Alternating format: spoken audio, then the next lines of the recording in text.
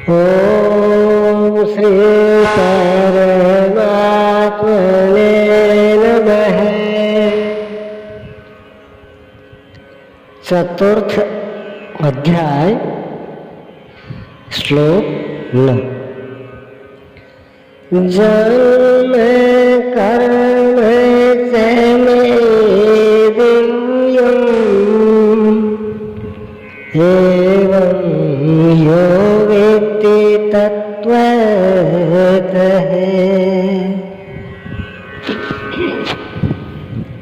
त्यक्त्वा देहं पुनर्जन्म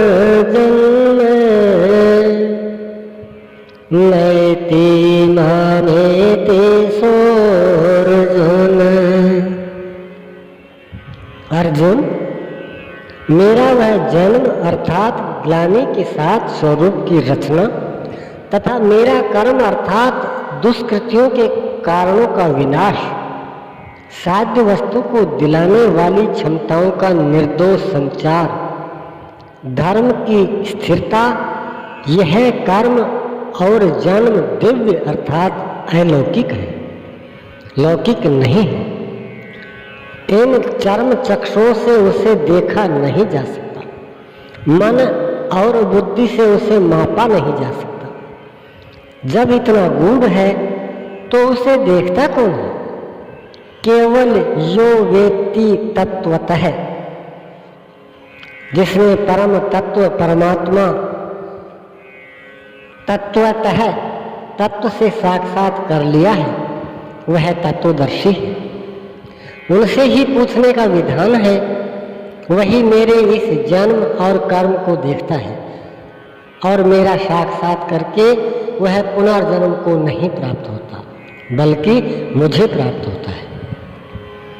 जब तत्वदर्शी ही भगवान का जन्म और कार्य देख पाता है तो लोग लाखों की संख्या में भीड़ लगाए क्यों खड़े हैं कि कहीं अवतार होगा तो दर्शन करेंगे। क्या आप तत्वदर्शी हैं? महात्मा वेश में आज भी विविध तरीकों से, मुख्यतः महात्मा वेश की आड़ में बहुत से लोग प्रचार करते फिरते हैं कि वे अवतार हैं, या उनके दलाल प्रचार कर देते हैं। लोग भेड़ की तरह अवतार को देखने टूट पड़ते हैं, किंतु श्री कृष्ण कहते हैं कि केवल तत्वदर्शी ही देख पाता है। अब तत्वदर्शी किसे कहते हैं? अध्याय 2 में सत असत का निर्णय देते हुए योगेश्वर श्री कृष्ण ने बताया, अर्जुन, असत वस्तु का अस्तित्व नहीं है और सत का तीनों कालों में कभी अभाव नहीं है। तो क्या आप ऐसा कहते हैं? उन्होंने बताया, नहीं। तत्वदर्शियों ने इसे देखा, न किसी भाषाविद ने देखा, न किसी समृद्धिशाली ने देखा। यहाँ पुनः बल देते हैं कि मेरा आविर्भाव तो होता है, लेकिन उसे तत्वदर्शी ही देख पाता है। तत्वदर्शी एक प्रश्न है। ऐसा कुछ नहीं कि 5 तत्व हैं, 25 तत्व हैं, इनकी गणना सीख ली और हो गए तत्वदर्शी। श्री कृष्ण ने आगे बताया कि आत्मा ही परम तत्व है। आत्मा परम से संयुक्त होकर परमात्मा हो जाता है। आत्म साक्षात्कार करने वाला ही इस आविर्भाव को समझ पाता है। सिद्ध है कि अवतार किसी विरही अनुरागी के हृदय में होता है। आरंभ में उसे वह समझ नहीं पाता कि हमें कौन संकेत देता है, कौन मार्गदर्शन करता है, किंतु परम तत्व परमात्मा के दर्शन के साथ ही वह देख पाता है, समझ पाता है और फिर शरीर को त्याग कर पुनर्जन्म को प्राप्त नहीं होता। श्री कृष्ण ने कहा कि मेरा जन्म दिव्य है, इसे देखने वाला मुझे प्राप्त होता है। तो लोगों ने उनकी मूर्ति बना ली, पूजा करने लगे, आकाश में कहीं उनके निवास की कल्पना कर ली। ऐसा कुछ नहीं है।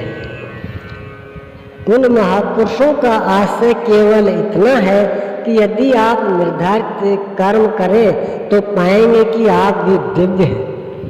आप जो हो सकते हैं वह मैं हो गया हूँ। मैं आपकी संभावना हूँ, आपका भविष्य हूँ। अपने भीतर आप जिस दिन ऐसी पूर्णता पालेंगे तो आप भी वही होंगे जो श्री कृष्ण है। जो श्री कृष्ण का स्वरूप है वही आपका भी हो सकता है। अवतार कहीं बाहर नहीं होता। हाँ, यदि अनुराग पूरित हृदय हो तो आपके भीतर भी अवतार की अनुभूति संभव है। वे आपको प्रोत्साहित करते हैं कि बहुत से लोग इस मार्ग पर चलकर मेरे स्वरूप को प्राप्त कर चुके हैं। ओम श्री सद्गुरुदेव भगवान की जय।